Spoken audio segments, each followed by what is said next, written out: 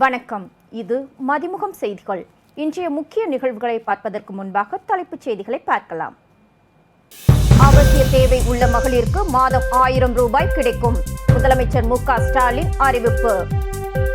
தமிழ்நாட்டில் ஜூலை 22ஆம் தேதி தொடங்குகிறது பொறியியல் கலந்தாய்வு. அமைச்சர் பொன்முடி தகவல். மருத்துவக் கல்வி மாணவர்களுக்கான நெக்ஸ்ட் தேர்வு மறு அறிவிப்பு வரும் வரை ஒத்திவைத்து ஒன்றிய அரசு உத்தரவு. அதிமுக சார்பில் ஜூலை 20ஆம் தேதி ஆர்ப்பாட்டம். எடப்பாடி பழனிசாமி அறிவிப்பு.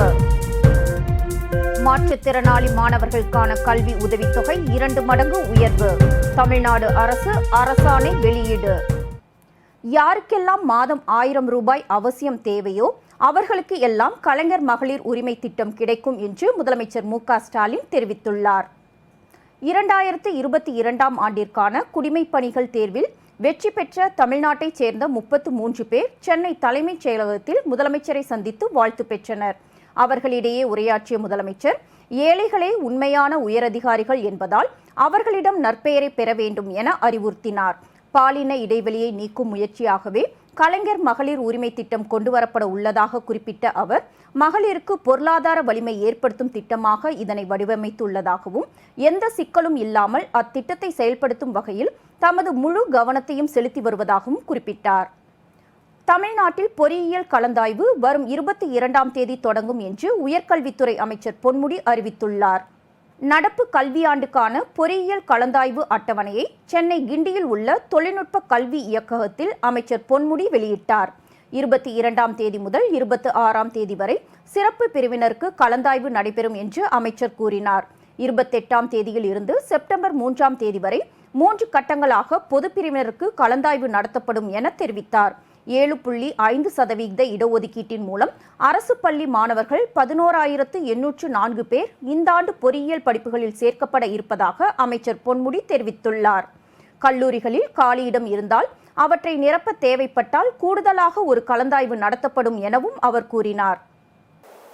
கலந்தாய்வு நடைபெறவிருக்கிறது 22லிருந்து 26 வரையில். அப்புறம் அடுத்த கட்டமாக 28ஆம் தேதி 3 கட்டங்களிலே மறுபடியும் கலந்தாய்வு நடைபெறவிருக்கிறது. முதல் ரவுண்ட் 28ஆம் தேதியிலிருந்து துவங்கி 9ஆம் தேதி வரை அது நடைபெறுகிறது. 28/7 முதல் 9/8 வரை முதல் ரவுண்ட். மருத்துவ மாணவர்களுக்கான நெக்ஸ்ட் தேர்வு மறு அறிவிப்பு வரும் வரை ஒத்திவைக்கப்படுவதாக ஒன்றிய அரசு அறிவித்துள்ளது. இளநிலை மாணவர்கள் முதுநிலை மருத்துவ படிப்பில் சேரவும் பயிற்சி மேற்கொள்ளவும் நெக்ஸ்ட் தேர்வு அறிமுகம் செய்யப்பட்ட நிலையில் அடுத்த ஆண்டு தேர்வு நடைபெறும் என தகவல் வெளியாகியிருந்தது. இதற்கு நாடு முழுவதும் பல்வேறு தரப்பினர் எதிர்ப்பு தெரிவித்தனர். குறிப்பாக நெக்ஸ்ட் தேர்வை கைவிடக் கோரி பிரதமருக்கு முதலமைச்சர் மு.க. ஸ்டாலின் கடிதம் எழுதியிருந்தார். நெக்ஸ்ட் தேர்வு கிராமப்புற சமூக ரீதியாக பின்தங்கிய மாணவர்களுக்கு பாதிப்பை ஏற்படுத்தும் என முதல்வர் கூறியிருந்தார். இந்நிலையில் ஒன்றிய சுகாதாரத்துறை அமைச்சகத்தின் அறிவுறுத்தலை ஏற்று மருத்துவக் கல்வி மாணவர்களுக்கான நெக்ஸ்ட் தேர்வு மறு அறிவிப்பு வரும் வரை தேதி குறிப்பிடாமல் ஒத்திவைக்கப்படுவதாக தேசிய மருத்துவ ஆணையம் அறிவித்துள்ளது. தமிழ்நாட்டின் அனைத்து மாவட்ட தலைநகரங்களிலும் ஜூலை 20ஆம் தேதி அதிமுக சார்பில் கண்டன ஆர்ப்பாட்டம் நடைபெறும் என எடப்பாடி பழனிசாமி அறிவித்துள்ளார். அத்தியாவசிய பொருட்களின் விலைவாசி உயர்வை கண்டித்து அதிமுக சார்பில் ஜூலை 20ஆம் தேதி ஆர்ப்பாட்டம் நடைபெறும் என அதிமுக பொதுச் செயலாளர் எடப்பாடி பழனிசாமி தெரிவித்துள்ளார். இது தொடர்பாக அவர் வெளியிட்டுள்ள செய்திக்குறிப்பில், தக்காளி, சின்ன வெங்காயம், பருப்பு உள்ளிட்ட அத்தியாவசிய பொருட்களின் விலைவாசி உயர்வை கண்டித்து இந்த ஆர்ப்பாட்டம் நடைபெறுகிறது. இதில் கட்சி தொண்டர்கள் தவறாமல் கலந்து கொள்ள வேண்டும் என்று அதிமுக நிர்வாகிகளுக்கு வேண்டுகோள் விடுத்துள்ளார். மாற்றுத்திறனாளி மாணவர்களுக்கான கல்வி உதவித்தொகையை 2 மடங்கு உயர்த்தி தமிழ்நாடு அரசு அரசாணை வெளியிட்டுள்ளது. மாற்றுத்திறனாளி மாணவர்களுக்கான கல்வி உதவித்தொகையை 2 மடங்காக உயர்த்தி தமிழக அரசு அறிவித்துள்ளது. இதற்காக 314.90 கோடி ஒதுக்கப்பட்டுள்ளது. அதன்படி 1 முதல் 5ஆம் வகுப்பு மாணவர்களுக்கான கல்வி உதவித்தொகை 1000 ரூபாயில் இருந்து 2000ஆக உயர்த்தப்பட்டுள்ளது. 6ஆம் வகுப்பு முதல் 8ஆம் வகுப்பு வரையிலான மாணவர்களுக்கு 6000ஆகவும் 9 முதல் 12ஆம் வகுப்பு மாணவர்களுக்கு 8000ஆகவும் உதவித்தொகை உயர்த்தப்பட்டுள்ளது. மேலும் பட்டப்படிப்பு பயிலும் மாணவர்களுக்கு 6000 இருந்து 12000ஆக உயர்த்தப்பட்டுள்ளது. மதிமுக திண்டுக்கல் மாவட்ட செயலாளர் செல்வராகவன் தந்தை மறைவுக்கு மதிமுக பொதுச் செயலாளரும் மாநிலங்களவை உறுப்பினருமான வைகோ நேரில் சென்று ஆறுதல் கூறினார். திண்டுக்கல் மதிமுக மாவட்ட செயலாளர் செல்வராகவனின் தந்தை நாராயணசாமி வயது முதிர்வின் காரணமாக கடந்த ஜூலை 5ஆம் தேதி காலமானார். இந்நிலையில் மாநில பொதுச் செயலாளர் வைகோ வாழைக்காய்பட்டி சமாதான நகரில் உள்ள செல்வராகவன் இல்லத்திற்கு நேரில் சென்று நாராயணசாமி புகைப்படத்திற்கு மலர்தூவி மரியாதை செலுத்தினார். பின்னர் அவருக்கும் அவரது குடும்பத்தினருக்கும் ஆறுதல் கூறினார். பாட்னாவில் நடந்த போராட்டத்திற்கு மத்தியில் காவல்துறையினர் தடியடி நடத்தியதில் பாஜக தொண்டர் ஒருவர் உயிரிழந்தார். பீகார் மாநிலத்தில் ஆசிரியர்களை பணியமர்த்துவது தொடர்பாக பீகார் அரசுக்கு எதிர்ப்பு தெரிவித்து பாட்னாவில் சட்டசபையை நோக்கி பாஜகவை சேர்ந்தவர்கள் பேரணியாக சென்று போராட்டத்தில் ஈடுபட்டனர். இந்நிலையில் ஆர்ப்பாட்டத்தில் ஈடுபட்டவர்கள் மீது காவல்துறையினர் தடியடி நடத்தியதில் பாஜக தொண்டர் ஒருவர் உயிரிழந்தார். முன்னதாக போராட்டத்தில் ஈடுபட்டவர்களை கலைக்க காவல்துறையினர் கண்ணீர் புகைக்குண்டு மற்றும் தண்ணீர் பீரங்கிகளை பயன்படுத்தினர். இச்சம்பவத்தை தொடர்ந்து பாஜக தலைவர் ஜே.பி. நட்டா காவல் அதிகாரிகள் நடத்திய தடியடி குறித்து நிதிஷ்குமாரின் அரசை கடுமையாக விமர்சித்துள்ளார். உங்கள் தொகுதியில் முதலமைச்சர் திட்டம் தொடர்பாக முதலமைச்சர் மு.க. ஸ்டாலின் அதிகாரிகளுடன் ஆலோசனை நடத்தினார். சென்னை தலைமைச் செயலகத்தில் முதலமைச்சர் மு.க. ஸ்டாலின் தலைமையில் உங்கள் தொகுதியில் முதலமைச்சர் திட்டம் தொடர்பாக துறை சார்ந்த அதிகாரிகளுடன் ஆலோசனை கூட்டம் நடைபெற்றது. இக்கூட்டத்தில் பேசிய முதலமைச்சர் மக்களின் குறைகள் விரைவில் தீர்க்கப்பட நடவடிக்கை எடுக்கப்பட வேண்டும் என தெரிவித்தார். காவல்துறை, வருவாய்த்துறை போன்ற துறை சார்ந்த மனுக்கள் மக்களிடம் இருந்து அதிக அளவில் பெறப்படுவதாக குறிப்பிட்ட முதலமைச்சர் அரசின் சேவைகள் மக்களிடம் குறிப்பிட்ட கால நேரத்திற்குள் சென்று சேர வேண்டும். பெறப்படும் மனுக்களின் மீது தேவையற்ற அலைக்கழிப்பு இல்லாமல் உரிய தீர்வுகள் காணப்பட வேண்டும் எனவும் கூறினார்.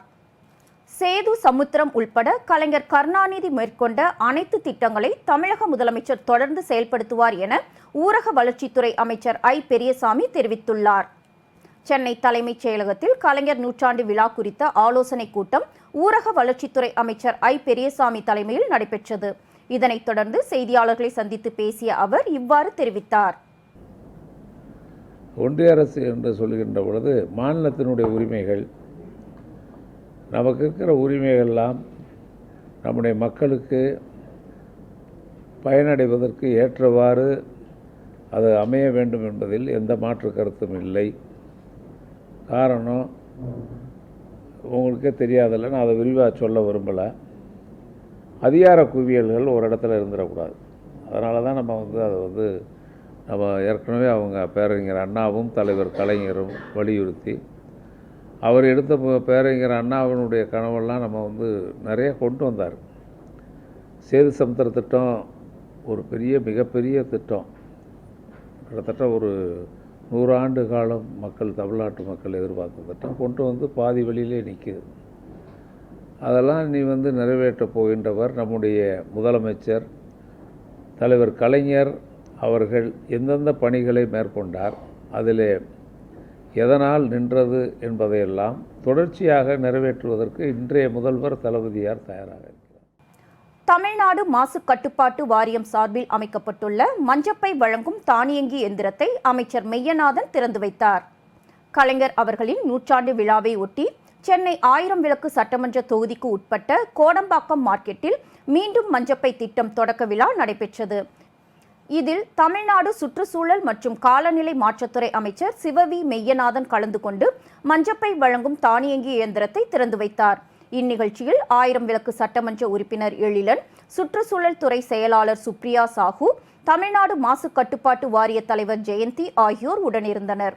இந்த விழாவில் மாநகராட்சி நிலைக்குழு தலைவர் நே. சிற்றரசு, மாநகராட்சி உறுப்பினர்கள் அன்புதுரை, வினோத் உள்ளிட்ட திமுக நிர்வாகிகள், வணிகர்கள், பொதுமக்கள் உள்ளிட்ட பலர் கலந்து கொண்டனர்.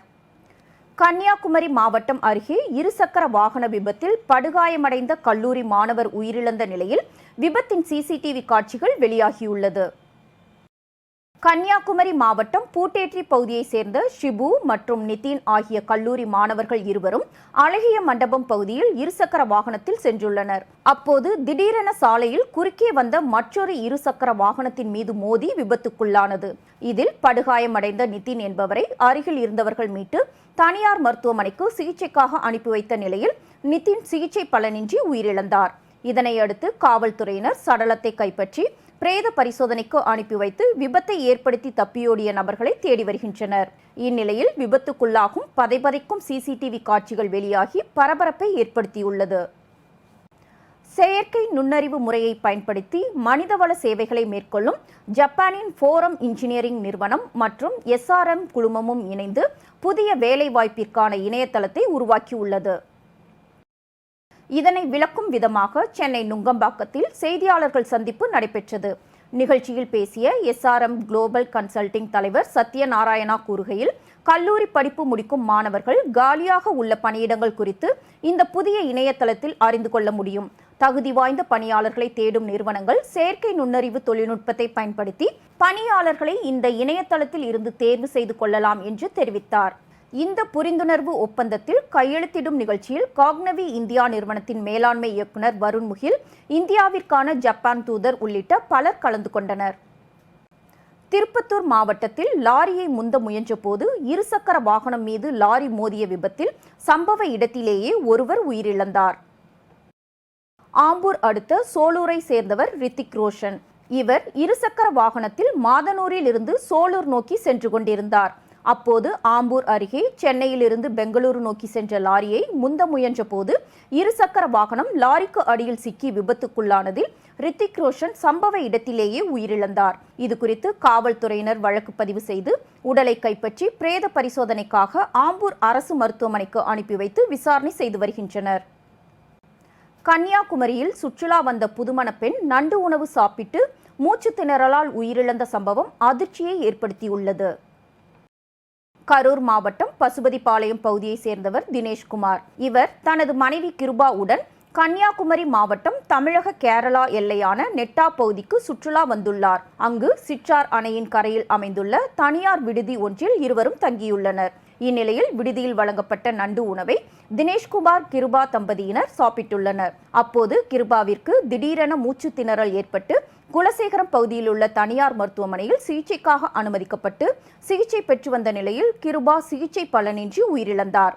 இதுகுறித்து தகவலறிந்து வந்த காவல்துறையினர் கிருபாவின் உடலை கைப்பற்றி பிரேத பரிசோதனைக்காக ஆசாரிப்பள்ளம் மருத்துவக் கல்லூரி மருத்துவமனைக்கு அனுப்பி வைத்தனர். தொடர்ந்து வழக்கு பதிவு செய்து விடுதியில் வழங்கப்பட்ட உணவால் உயிரிழப்பு ஏற்பட்டதா அல்லது வேறு ஏதாவது காரணமா என்ற கோணத்தில் விசாரணை நடத்தி வருகின்றனர். சுற்றுலா வந்த இடத்தில் நண்டு உணவு சாப்பிட்டு மூச்சு திணறலால் புதுமண பெண் உயிரிழந்த சம்பவம் அப்பகுதியில் பெரும் பரபரப்பை ஏற்படுத்தியுள்ளது. பல்வேறு மாவட்டங்களில் நடைபெற்ற தகவல்களை களத்தில் மதிமுகம் பகுதியில் பார்க்கலாம்.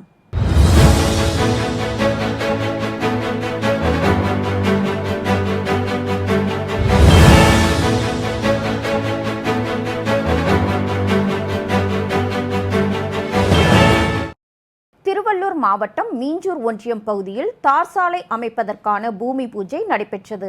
இந்நிகழ்ச்சியில் கும்முடிப்பூண்டி சட்டமன்ற உறுப்பினர் DJ கோவிந்தராசன் சாலை அமைப்பதற்கான பூமி பூஜை பணியினை துவக்கி வைத்தார்.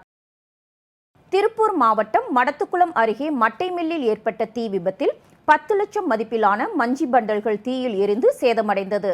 தகவலறிந்து வந்த தீயணைப்புத் துறையினர் தீயை அணைத்து கட்டுக்குள் கொண்டு வந்தனர். மயிலாடுதுறை மாவட்டத்தில் 2ஆம் ராஜராஜ சோழனால் 900 ஆண்டுகளுக்கு முன்பு புதுப்பிக்கப்பட்ட நல்லாடை பரணி நட்சத்திர ஆலயமான சுந்தர நாயகி சமேத அக்னீஸ்வரர் கோயில் மண்டல அபிஷேக பூர்த்தி விழா நடைபெற்றது. இதில் திரளான பக்தர்கள் கலந்து கொண்டு சுவாமி தரிசனம் செய்தனர். திருவள்ளூர் மாவட்டம் பொன்னேரியில் மாவட்ட வருவாய்த்துறை சார்பில் இல்லம் தேடி கல்வி தன்னார்வலர்களுக்கான கலைஞர் மகளிர் உரிமை திட்டம் குறித்த ஒருநாள் பயிற்சி கூட்டம் நடைபெற்றது. இதனை மாவட்ட ஆட்சியர் RB ஜான் வர்கீஸ் துவக்கி வைத்தார். வேலூர் மாவட்டத்தில் ஒரே இரவில் 5 வீடுகளின் பூட்டை உடைத்து தங்க நகை வெள்ளி பொருட்களை திருடியதுடன் இருசக்கர வாகனத்தையும் மர்ம நபர்கள் திருடிச் சென்றுள்ளனர். இச்சம்பவம் குறித்து காவல்துறையினர் வழக்கு பதிவு செய்து விசாரணை மேற்கொண்டு வருகின்றனர். திருப்பத்தூர் மாவட்டம் ஆம்பூரில் சம்பளம் வைப்பு தொகைகளை சரியாக வழங்கக் கோரி காலனி தொழிற்சாலை பணியாளர்கள் உள்ளிருப்பு போராட்டத்தில் ஈடுபட்டனர். கம்பெனியில் வேலை செஞ்சு 12 வருஷத்துக்கு அப்படி ஆயிடுச்சு. செட்டில்மெண்ட் எழுதி கல்யாணம் எனக்கு 2 வருஷம் ஆயிடுச்சு. செட்டில்மெண்ட்டுக்கு வந்து போனால் அது 3 மாதத்தில் வரும்னு சொன்னாங்க. அதுக்கப்புறம் வரவே இல்லை. மறுபடியும் வரும்னு சொன்னாங்க. மறுபடியும் வந்து போயிட்டு இது வரைக்கும் எதுவுமே இல்லை. வந்துடும் இன்னும் 2 மாதம் டைம் சொல்லிக்கிறாங்க. இதுல இந்த மாதிரி பிரச்சனைனால விட்டா அவ்வளோதான் சொல்லி நீ வந்து கேட்டான உள்ளே இவ்வளோ நேரம் வெளியே நீ கொஞ்சம் கை குழந்தை வச்சுன்னு வெளியே நிற்க வச்சு. ராணிப்பேட்டை மாவட்டம் வாலஜா அருகே அரசு மதுபான கடையின் பூட்டை உடைத்து 2 லட்சம் மதிப்பிலான விலை உயர்ந்த மதுபானங்களை திருடிச் சென்ற மர்ம நபர்களை காவல்துறையினர் வலைவீசி தேடி வருகின்றனர். வேலூர் மாவட்டம் தொழிற்பயிற்சி நிலையத்தில் 34.65 கோடி மதிப்பில் நவீன தொழிற்பயிற்சி மையத்தை தமிழக முதல்வர் மு.க.ஸ்டாலின் காணொலி மூலம் துவங்கியதைத் தொடர்ந்து மாவட்ட ஆட்சியர் குமாரவேல் பாண்டியன் குத்துவிளக்கேற்றி துவக்கி வைத்தார். தூத்துக்குடி மாவட்டம் விளாத்திக்குளம் அருகே ஸ்ரீ பத்ரகாளியம்மன் கோவில் ஆணிக்கொடை விழாவை முன்னிட்டு மாபெரும் மாட்டுவண்டி எழுகை பந்தயம் நடைபெற்றது. தமிழகத்தின் பல்வேறு பகுதிகளில் இருந்து 37 மாடுகள் போட்டியில் கலந்து கொண்டு சீறிப்பாய்ந்தன. இந்த போட்டியில் வெற்றி பெற்ற மாட்டின் உரிமையாளர் மற்றும் சாரதிகளுக்கு பரிசுத் தொகை வழங்கி கௌரவிக்கப்பட்டது. வேலூர் மாவட்டம் வள்ளிமலை அருள்மிகு சுப்பிரமணிய சுவாமி திருக்கோயில் ஆனி மாத கிருத்திகையை முன்னிட்டு திரளான பக்தர்கள் கலந்து கொண்டு சுவாமி தரிசனம் செய்தனர். அதேபோல் வேலூர் கோட்டை ஜலகண்டீஸ்வரர் ஆலயத்தில் அகிலாண்டேஸ்வரி அம்மனுக்கு வெள்ளி கவசம் அணிவித்து தங்க கொடிமரத்தில் கொடியேற்றப்பட்டது. ராணிப்பேட்டை மாவட்டம் சோளிங்கர் நகராட்சியில் பணிபுரியும் தூய்மை பணியாளர்களுக்கான மருத்துவ முகாம் நிகழ்ச்சி வட்டார மருத்துவ அலுவலர் கோபிநாத் தலைமையில் நடைபெற்றது. இந்த நிகழ்ச்சிக்கு சிறப்பு அழைப்பாளர்களாக நகராட்சி தலைவர் தமிழ்ச்செல்வி கலந்து கொண்டு இந்த சிறப்பு முகாமை துவக்கி வைத்தார். திருவண்ணாமலை மாவட்டம் செங்கம் பழைய காவல் நிலையம் எதிரில் சுமார் 20 ஆண்டுகளுக்கு மேலாக பேரூராட்சிக்கு சொந்தமான இடத்தில் 24 பேர் காய்கறி கடை நடத்தி வருகின்றனர். இந்நிலையில் பேரூராட்சி நிர்வாகம் வாடகை கட்டிடத்தை இடித்து புதிய கட்டிடம் கட்டுவதற்காக மண் பரிசோதனை செய்ய வேண்டும் என கடையை அகற்ற கூறியதால் அதிர்ச்சியடைந்த வியாபாரிகள் இந்த அறிவிப்பிற்கு பெரும் எதிர்ப்பு தெரிவித்து வருகின்றனர். வேலூர் மாவட்டம் அரசு பள்ளியில் 21 லட்சம் மதிப்பீட்டில் ஆங்கில வழி கல்வியும் மற்றும் கம்ப்யூட்டர், லேப்டாப், ப்ரொஜெக்டர் என அனைத்து வசதிகளுடன் கட்டிடம் கட்டுவதற்கு உதவி புரிந்த தலைமை ஆசிரியரை பொதுமக்கள் மற்றும் பெற்றோர்கள் வெகுவாக பாராட்டி வருகின்றனர். ராணிப்பேட்டை மாவட்டம் காவல் நிலையத்தில் மாவட்ட ஆட்சியர் வளர்மதி மற்றும் மாவட்ட காவல் கண்காணிப்பாளர் கிரண் ஸ்ருதி ஆகியோர் திடீர் ஆய்வு மேற்கொண்டனர். தொடர்ந்து காவல் நிலையத்தில் உள்ளே சென்று கோப்புகள் மற்றும் ஆவணங்களை பார்வையிட்டு அங்கு பணியாற்றும் காவல்துறை அதிகாரிகளிடம் குறைகளை கண்டறிந்தார். இந்நிகழ்வில் காவல்துறை துணை கண்காணிப்பாளர் பிரபு மற்றும் உதவி காவல் ஆய்வாளர்கள் என பலர் உடனிருந்தனர். கன்னியாகுமரி மாவட்டம் மேற்கு தொடர்ச்சி மலையோர பகுதிகளில் மலைவாழ் மக்களிடம் கருத்து கேட்காமல் நில அளவை செய்வதற்கு எதிர்ப்பு தெரிவித்து பேச்சிப்பாறை ஊராட்சி மன்ற தலைவர் தலைமையில் குலசேகரம் வன அலுவலகத்தில் மலைவாழ் மக்கள் ஆர்ப்பாட்டத்தில் ஈடுபட்டனர். தூத்துக்குடி மாவட்டம் கோவில்பட்டி கூடுதல் பஸ் நிலையத்தில் இருந்து மற்ற பகுதிகளுக்கு செல்ல அதிகமான ஆட்டோ கட்டணம் வசூல் செய்வதாக குற்றச்சாட்டு எழுந்து வருகிறது. இந்நிலையில் மாற்றுத்திறனாளிகள் ஆட்டோ டிரைவர்களை ஆட்டோவை இயக்கக்கூடாது என்று காவல்துறையினர் மூலமாக தொந்தரவு கொடுத்து வருவது பெரும் பரபரப்பினை ஏற்படுத்தியுள்ளது.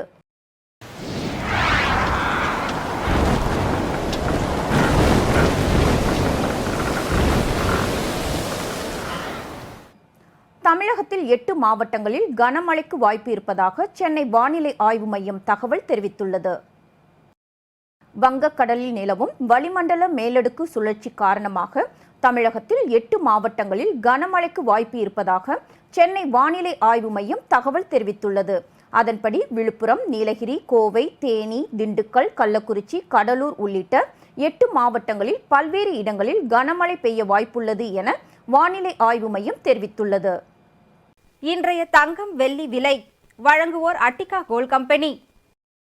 22 கேரட் ஆபரண தங்கத்தின் விலை சவரனுக்கு 296 ரூபாய் அதிகரித்து 44,299 ரூபாய்க்கு விற்பனை செய்யப்படுகிறது. நேற்று ஆபரண தங்கத்தின் விலை சவரனுக்கு 44,000 ரூபாய்க்கு விற்பனை செய்யப்பட்ட நிலையில் இன்று 296 ரூபாய் அதிகரித்து 44,299 ரூபாய்க்கு விற்பனை செய்யப்படுகிறது. அதேபோல் வெள்ளியின் விலையும் கிராமுக்கு 2 ரூபாய் 50 காசுகள் அதிகரித்து 79 ரூபாய் 50 காசுகளுக்கும், 1 கிலோ வெள்ளியின் விலை 79,500 ரூபாய்க்கும் விற்பனை செய்யப்படுகிறது. பிரதமர் நரேந்திர மோடி 2 நாள் பயணமாக பிரான்ஸ் நாட்டிற்கு சென்றுள்ளார். பிரதமர் நரேந்திர மோடி பிரான்ஸ் அதிபர் இமானுவேல் மக்ரோன் அழைப்பின் பேரில் ஜூலை 13 மற்றும் 14 ஆகிய 2 நாட்கள் பயணமாக பிரான்ஸ் தலைநகர் பாரிஸுக்கு சென்றுள்ளார். நாளை ஜூலை 14ஆம் தேதி பிரான்ஸ் அதன் தேசிய தினத்தை கொண்டாட உள்ள நிலையில் பிரதமருக்கு சிறப்பு விருந்தினராக கலந்து கொள்ள அழைப்பு விடுக்கப்பட்டதன் பேரில் பிரதமர் மோடி பிரான்ஸ் நாட்டிற்கு சென்றடைந்தார். அங்கு அவர் பிரான்ஸ் ஜனாதிபதி இமானுவேல் மக்ரோனுடன் இரு நாடுகளின் உறவுகள் குறித்து பேச்சுவார்த்தை நடத்த உள்ளார். மேலும் பிரான்ஸ் தேசிய தினமான பாஸ்டில் தின அணிவகுப்பின் ஒரு பகுதியாக இந்திய முப்படை வீரர்களும் இந்திய விமானப்படை விமானமும் இந்த நிகழ்வில் கலந்து கொள்கின்றது. அமெரிக்காவின் 3வது பெரிய நகரமான சிகாகோவை தாக்கிய சூறாவளியால் விமான சேவைகள் பாதிக்கப்பட்டன. சிகாகோ நகரம் அமைந்துள்ள இல்லினாய்ஸ் மாகாணத்தை அடுத்தடுத்து 8 சூறாவளிகள் தாக்கியது. சிகாகோவில் உள்ள வெஸ்ட்செஸ்டர் கிராமத்தில் ஒரு பெரிய சூறாவளி சுழன்றடித்து சென்றது. சூறாவளி குறித்து எச்சரிக்கை விடுப்பதற்காக சிகாகோ முழுவதும் சைரன் ஒலிக்க விடப்பட்டு மக்கள் வீடுகளிலேயே இருக்க அறிவுறுத்தப்பட்டனர். இந்நிலையில் சூறாவளி தாக்கிய போது இடியுடன் பெய்த மழையின் காரணமாக சிகாகோவில் உள்ள ஓஹேர் மற்றும் மிட்வே விமான நிலையங்களில் விமான சேவை பாதிக்கப்பட்டதாகவும் 300க்கும் மேற்பட்ட விமான சேவைகள் ரத்து செய்யப்பட்டதாகவும் அதிகாரிகள் தெரிவித்துள்ளனர்.